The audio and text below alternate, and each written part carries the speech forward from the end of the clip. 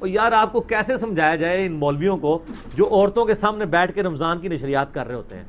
تم لوگ یوسف علیہ السلام سے اوپر ہو یار. آپ کی منہ بولے بائیں تو سامنے نہیں بیٹھی ہوئی ہوتی ہیں,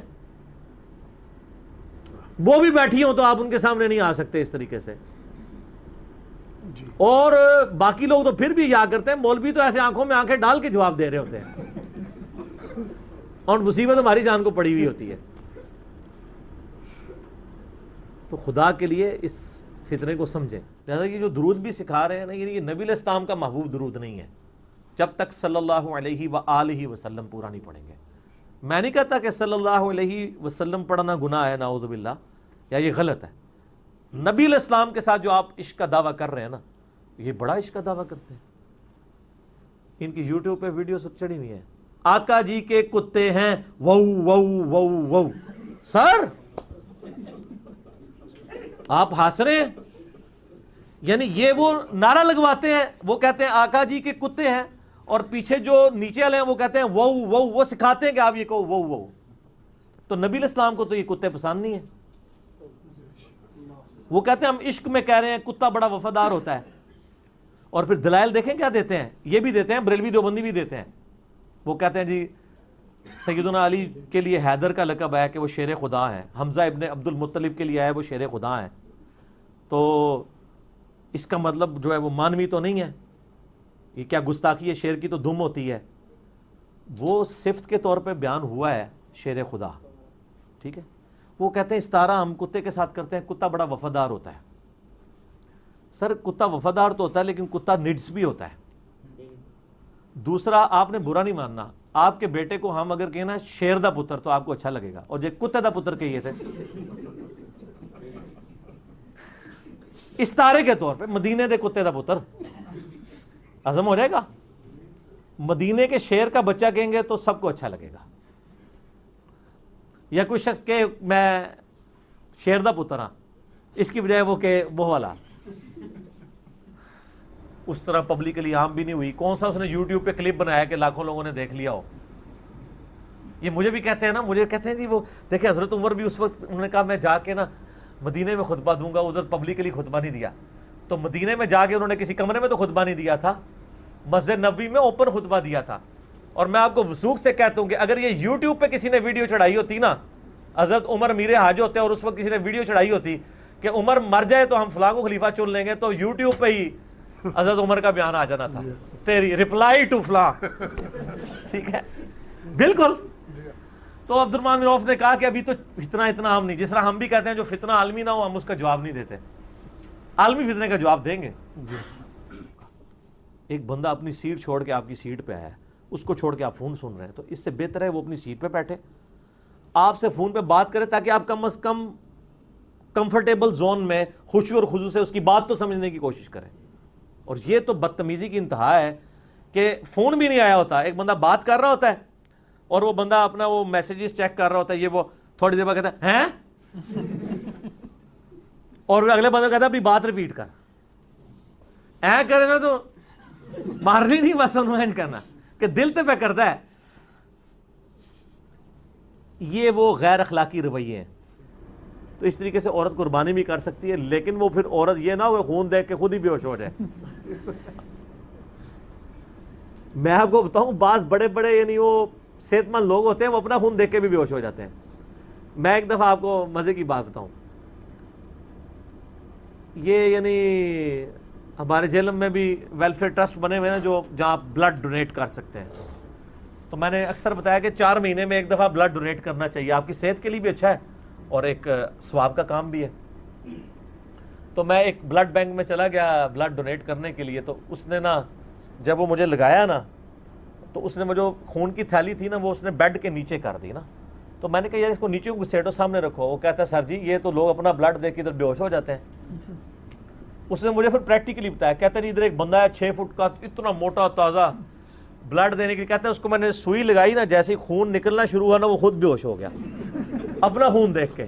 ویسے زیادہ تر میں نے موٹے بندے دیکھے ہیں, وہ کوئی موٹا غصہ نہ کھائے, دل ان کا بڑا نرم سا ہوتا ہے.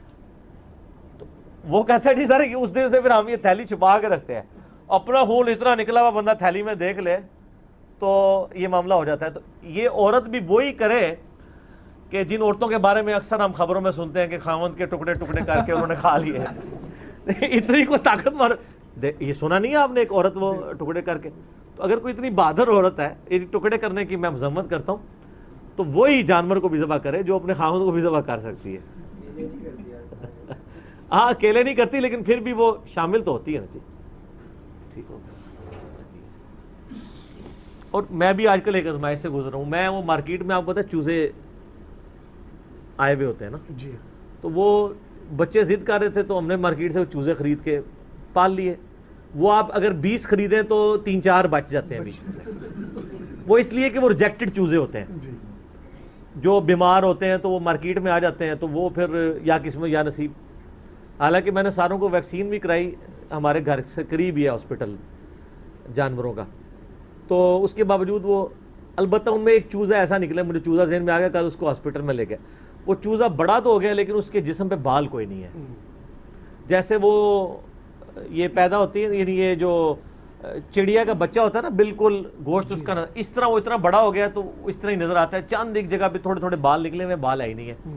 میں بڑا پریشان, میں اب اس ڈاکٹر کے پاس گیا, میں نے کہا جی کوئی اس کو دوائی دیں, تو وہ کہنے لگا جی دوائی تو میں دوں گا باقی اتنی ریکوری اس کی نہیں ہوگی. تو اس نے وہ وٹامن کا وہ مجھے شربت لکھ دیا کہ صبح شام اس کو ڈراپ سے پلائیں. تو اور اس نے کہا جی اس کو باقی چوزوں سے, میں نے کہا باقی چوزے سے مارتے بہت ہیں کیونکہ ان کو وہ کہتے ہیں اس لیے مارتے ہیں کہ وہ چوزے سے چوزہ ماننے کے لیے تیار ہی نہیں ہے, کیونکہ چوزوں والی تو اس میں کوئی شکل ہی نہیں نظر آ رہی. تو اس کو اپنے خیر لادہ کر دیا. تو وہ کہنے لگے کہ اس کی جینیٹک سٹرکچر کا فرق ہے, یہ لیئر کا میل ہے. تو لیئر مرغی جو ہے نا وہ اس کا جو میل ہوتا ہے وہ اسی طرح کہ اس کی پرورش, جسم تو بہت بڑا ہو جاتا ہے لیکن اس کے پر شر کے معاملے میں نا معاملات پرور اس کے نہیں اس طرح اگتے. باقی وہ کہہ رہے جی آپ یہ وٹامن کے اسے وہ جو بچوں کو وٹامن کا شربت لکھا جاتا ہے وہ اس نے کہا جی وہ ڈراپس میں نے خریدے جی جا کے, پھر وہ اس کو آپ شروع کیے ہیں, دعا کریں معلوم کریں اس کے کیونکہ مجھے آپ فکر لگ رہی ہے کہ سردیاں آنے والی ہیں. تو میرا بچہ کہہ رہا ہے کہ اس کے لیے ایک سویٹر بھی بابا لینا پڑے گا ورنہ تو اس کو ٹھنڈ لگ جائے گی. تو میں نے کہا ہاں ٹھنڈ تو لگے گی, ظاہر ہے اس کے جسم پہ بال ہی نہیں, بالوں نہیں روکنا ہوتا ہے نا ٹھنڈ کو. تو ہم کوشش کر رہے ہیں کہ تھوڑے بہت بال اس کے اگ جائے. آپ بھی دعا کریں, ہم بھی دعا کرتے ہیں. ٹھیک ہو گیا, جزاکم اللہ. آمدہ نا کئی ہو لوگ پڑھ لکھ گئے تھے, اس لیے کہتے ہیں جناب وہ ایک منڈا آیا ہے جناب وہ انجینئر, کسی نے نہیں چڑھتا. بھائی اللہ نے بندو تسی اپنے آپ خود ہی نہیں چھڑے ہوا تو من تو موقع مل گیا. اچھا لوگ کہتے ہیں جی آپ کامن ٹرمز پہ بات کر کے نا تو امت کو جوڑیں. یہ کوشش تو ہمیشہ سے ہو رہی ہے, جوڑ کے دسو. ہم نے جو ہے نا اختلافی موضوعات اس کو ڈسکس کر کر کے امت کو جوڑ دیا الحمدللہ.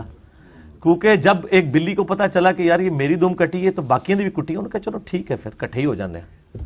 اب سارے کٹھے ہو گئے, ایک ہی پلیٹ فارم پہ سنی بھی ہیں, شیعہ بھی ہیں, دیوبندی بھی ہیں, بریلوی بھی ہیں, اہل حدیث بھی ہیں, وہیں پہ کٹھے ہیں کہ یار چلو ساڈے بزرگوں نے تواڈے نے تے کیتی ہے نا, چلو ایکو جے اسی.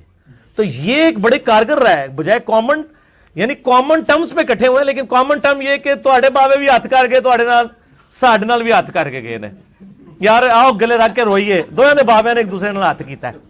تو اس کی وجہ سے لوگ جو ہے نا وہ اس یہ جو انہوں نے اپنے مسلک اور مذہب کی میت کے اوپر اکٹھے ہو گئے ہیں الحمدللہ, رو کے ایک دوسرے سے گلے لگ کے کہ یار غلطی تواڈے بزرگوں نے بھی کیتی, ساڈے نے بھی. 3-4 دن پہلے نا مجھے مفتی حنیف قریشی صاحب کا فون آیا حفظہ اللہ تعالی. مجھے کہنے لگے جی انجینئر صاحب مجھے باہر سے لوگوں نے کلپ بھیجا آپ کا, تو میری عادت ہے کہ میں پہلے تحقیق کرتا ہوں اس کے بعد کوئی رائے قائم کرتا ہوں. آپ نے یہ جملہ بولا ہے. میں نے کہا جی ہاں میں نے بولا ہے, لیکن اس کے ساتھ یہ چیزیں ہیں. کہتا نہیں یہ تو پھر آپ نے ٹھیک بات کی ہے, غلط بات تو نہیں کی ہے, یہ تو علمی بات ہے. تو میں نے کہا سر مسئلہ یہ ہے کہ علمی بات تو پھر کم لوگوں کو ہی سمجھ آتی ہے.